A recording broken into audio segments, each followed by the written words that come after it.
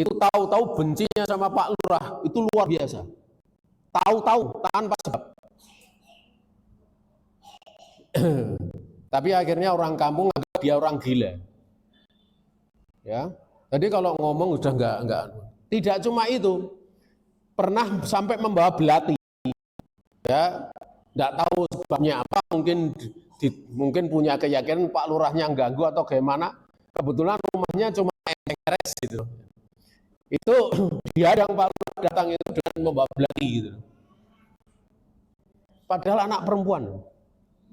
Umur waktu itu masih SMA kelas 1. Tapi dia karena orang tuanya sering datang ke dukun dari kelas 4 SD sampai kemudian akhirnya benar-benar sampai gila. Gila ibunya, gila anaknya.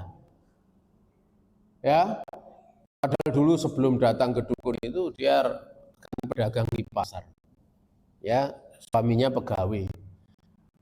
Artinya sebenarnya kesibukan dagangnya kan jauh lebih mending. Ngapain kemudian datang ke dukun? Akhirnya sampai bangkrut usahanya, sampai dia gila, kemudian anaknya juga gila. Ya. Ini bukan cerita ngoyoworo, ya. Benar-benar cerita ini terjadi, ya terjadi. Ya, karena waktu itu keluarganya sempat ada yang datang pada kami untuk minta nasihat. Gimana caranya? Ya sudah, pokoknya ya. Banyak untuk mempelajari, dibentengi keluarga. Ya. Kalau udah gila kayak gitu, gimana? Diruqyah, kayak gitu, diruqyah. Waliyadzubillah ya. Ini sering seperti itu, tidak cuma kasus yang lain, ya banyak ya, kita dapati di masyarakat. Kemudian jemaah yang dirahmati Allah Subhanahu wa taala, setelah dia membuat kedustaan tersebut, fayusaddiquhu an-nasu bisababi hadhil kalimah allati sumi'at minas sama. Kemudian manusia itu membenarkan dengan sebab kalimat yang telah didengar dari langit ini. Ya, kalau kalimat didengar dari langit ya pasti terjadi, pasti benar kan. Artinya mereka biasa bikin kudung. Kudung apa maksudnya? Kudung berita dari langit, kan gitu. Ya. Makanya tentang perkara yang datang berita-berita gaib itu jamaah yang dirahmati Allah Subhanahu wa taala yang melalui jalan syariat adalah wahyu. Entah wahyu diberikan kepada Rasul atau diberikan kepada Nabi, ya. Adapun orang-orang yang punya pandangan tajam, dia punya ilmu, kadang punya firasat, itu bukan dia menebak ya, tapi dengan ketajaman ilmu yang dia pelajari, sampai kemudian kadang dia punya firasat. Dan firasatnya itu nggak akan memastikan biasanya. Nabi sallallahu alaihi wasallam disebutkan akan masuk surga, akan menempati surga yang tertinggi, yang mahmudah. Itu saja beliau masih berharap, ya, bahwa saya berharap hamba tersebut adalah aku. Ya, beliau tetap berharap karena selagi kita itu di dunia, kita hamba belum masuk surga, yang ada harapan, bukan pemastian. Bukan pemastian. Walaupun orangnya tersebut dia adalah orang yang sudah pastikan dengan surga. Ya, itulah fakihnya daripada para sahabat ridwanullah alaihim ajmain. Di mana mereka, ya, di mana mereka itu ada yang sudah dikhabarkan oleh Nabi bahwa anak Abu Bakrin fil jannah, bahwa Abu Bakar di surga, Umar di surga, Utsman di surga, Ali di surga. Tetapi mereka tidak pernah ngeklaim penghuni surga, nggak pernah ngeklaim, atau itu digunakan sebagai dalil untuk membenarkan seluruh tindakannya, enggak. Tetapi manakala mereka berhujjah, mana qala Allah wa qala Rasul, mana firman Allah, demikian pula sabda Rasulullah alaihi salatu wasallam, itulah ilmiah. Ya, itulah ilmiah. Yang kita heran itu orang-orang yang mengaku dia punya surga sendiri. Ada orang yang kemudian menyatakan, ya kalau ikut saya, ikut ini, ikut itu, pasti masuk surga. Kalau ada orang lain selain daripada itu kok kemudian masuk surga, itu karena ditolong dari orang tersebut atau dari apa yang diyakini, ya, kumpulan dari orang-orang yang pasti masuk surga. Ini dari mana agama seperti itu? Tidak pernah ada. Ya, karena yang dicontohkan Rasul alaihi wasallam pun apa? Ya, tatkala kita ini di dunia ini, ibadah kita termasuk berharap surga. Itu ibadah. Kita khawatir masuk neraka, ini bagian daripada ibadah. Makanya ada roja dan khauf. Ada berharap, demikian pula takut. Bahkan amalan kita itu perlu untuk kita juga punya harapan. Harapannya diterima oleh Allah. Demikian pula kita khawatir amalan kita ditolak oleh Allah Subhanahu wa taala. Memastikan bahwa amalan kita diterima oleh Allah itu bukanlah sifat yang dianjurkan.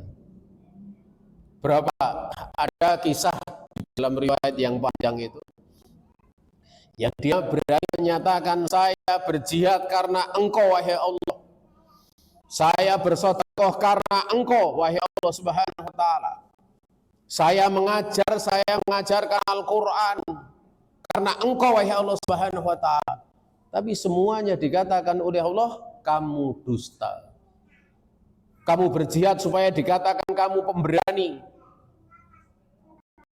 Sedekah supaya dikatakan kamu sebagai seorang yang dermawan. Kamu mengajar supaya dikatakan sebagai orang alim, dan itu sudah kamu dapati di dunia. Ya. Padahal para malaikat pada waktu melihat amalan itu, mereka memuji. Artinya kalau malaikat memuji, berarti malaikat nggak tahu hakikat dari amalan tersebut. Ya.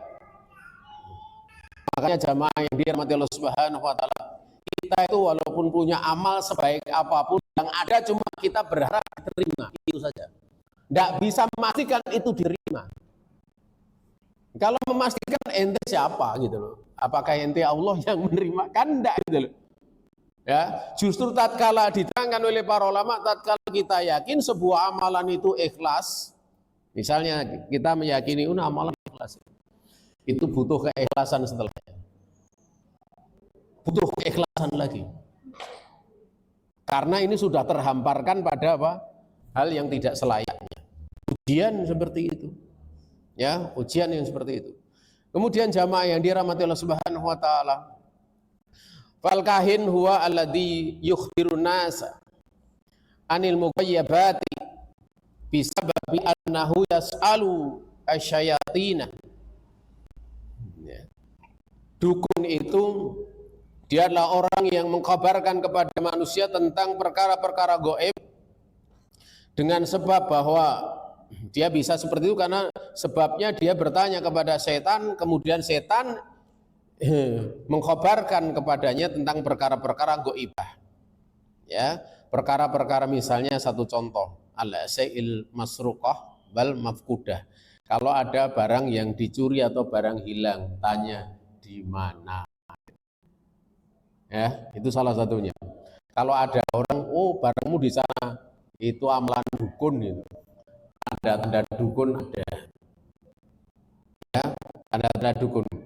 Beda kalau kemudian dia teliti CCTV, barang hilang, aktivitasnya gimana, kemudian diteliti CCTV-nya, oh ternyata ada yang ngambil gitu loh, ngambil platnya nomor, oh ini dicek lagi, oh ini kebanyakan ini, orangnya ini, ini namanya bukan ini bukan dukun ya, ini intel.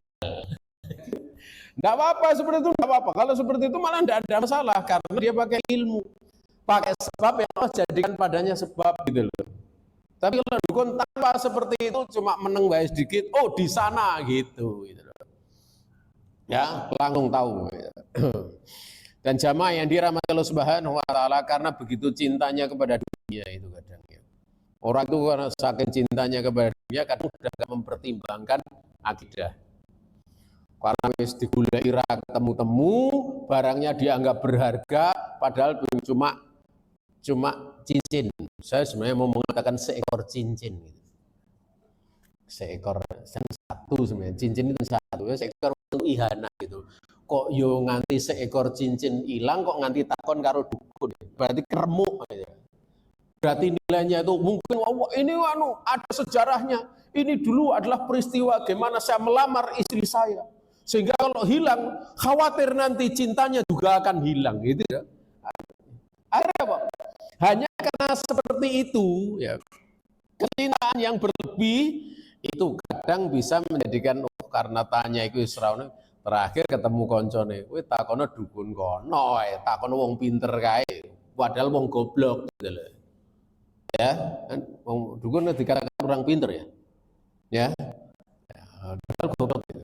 Ya, sak goblok-goblok ya dukun itu. Akhirnya dia hanya karena satu cincin tadi, karena begitu berkesannya dalam hati sampai dia rela menjual akidah. Ya, rela kan. Makanya kita dengan segala sesuatu itu jangan berlebihan. Ya, karena bisa memalingkan, ya, memalingkan. Wallahu taala alam. Kemudian jamaah yang dirahmati Allah Subhanahu wa taala, bahkan terkadang al-asyail ba'idah. Ya, perkara-perkara yang posisinya sangat jauh. Ya, posisinya sangat jauh. Ya, supaya ditahu ini di mana, ya. Wallahu taala. Maka dia mengkabarkan kepada manusia, mereka menyangka bahwa dukun ini mengetahui perkara gaib. Bahwa laisa kadzalik. Padahal dia enggak tahu karena dia hanya mendapatkan kabar dari setan. Ya. Jemaah yang dirahmati Allah Subhanahu wa taala. Ancaman mendatangi dukun itu sangat dahsyat. Man atakahinan au arrafan fasaddaqahu bima yaqul faqad kafara bima unzila ala Muhammadin alaihi salatu wasalam. Dikeluarkan oleh Imam Abu Daud, Imam Tirmizi, Imam Ibnu Majah, dan Imam Ahmad rahimahumullahu taala jami'an. Barang siapa datangi dukun atau arrafan, ya, arrafan itu orang yang sangat arif secara mana, padahal yang dikatakan arif itu adalah orang pintar peramal, ya, masuk padanya. Kemudian dia membenarkan apa yang diucapkan oleh dukun tadi atau arrafan tadi, maka sungguh dia telah kafir dengan perkara yang telah diturunkan oleh Allah kepada Nabi Muhammad SAW. Diturunkan kepada Nabi Muhammad SAW apa? Risalah Al-Quran. Ya, dikafiri. Ya, ya. Wallahu ta'ala. Ini yang ngendika Kanjeng Nabi loh, fakat kafir gitu. Ya, ini ancaman. Ya, tapi syaratnya dia membenarkan. Tapi membenarkan itu ada dua keadaan. Membenarkan kalau dukun itu semata-mata tahu perkara gaib tanpa bantuan setan, itu kafir, dia kufrun akbar.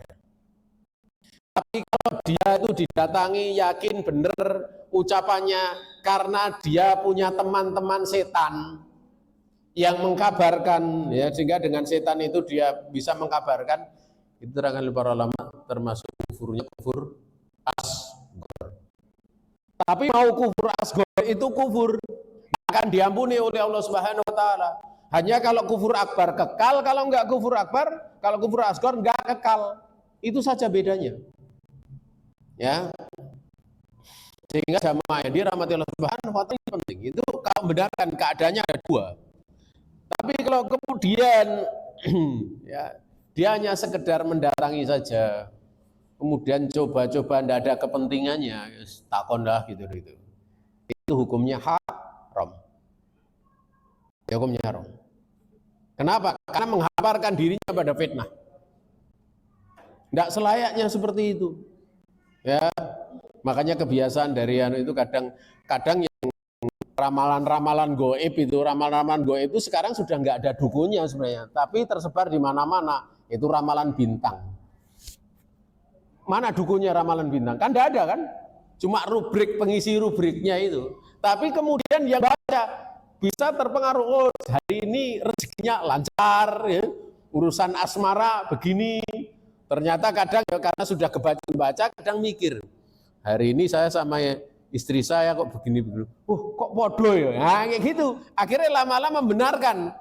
Padahal cuma karena apa? Perasaan semata. Ya, perasaan semata. Ya. Nah, ini bahaya juga. Makanya jamaah ini rahmatullah taala hal demikian itu jangan benar. Lagian yo nek wong Islam kok yo maca ramalan-ramalan bintang yo gunane opo gitu. Kenapa? Karena itu kan berdasarkan rasi bintang kan Januari, Februari kan ngapain gitu loh. Makanya ndak ada ramalan berdasarkan Muharram, ndak ada. Dzulqa'dah, Dzulhijjah ndak ada. Karena itu Islam, karena itu budaya dari orang-orang kafir. Ramalan-ramalan seperti itu kaitannya dengan bintang. Tambah sekarang pakai siu, ya siu ini tahun begini, ramalan begini, yes. Tanpa ilmu, hanya sekedar berdasarkan dari tahun, berdasarkan dengan bintang dan yang lain sebagainya. Taib. Jamaah yang dirahmati Allah Subhanahu wa taala, ya, sehingga diterangkan di terakhir bagian ini, fala yajuzu adhabu ilal kuhan wal musyawidin badajjalin la lil isa ilat wala li su'al anil asyaidoiyah. Tidak boleh pergi ke dukun, ya. Tidak boleh pula untuk musyawidin itu kayak pesulap-pesulap itu, kemudian dajjal. Ya, berobat, tidak pula untuk bertanya tentang sesuatu yang mendesak ataupun sulit, atau tidak pula untuk sesuatu yang barang yang hilang, tanya kepada mereka, tidak diperbolehkan. Ya, ini sudah ada, sudah masuk ya. Ini saja yang bisa disampaikan, salah dan dari pribadi saya sendiri. Demikian pula dari setan, saya istighfar kepada Allah Subhanahu wa taala kalau ada benar semata-mata keluasan rahmat Allah taala yang diberikan kepada mereka. Subhanaka Allahumma bihamdika asyhadu an la ilaha illa anta astaghfiruka wa atubu ilaik. Assalamualaikum warahmatullahi wabarakatuh.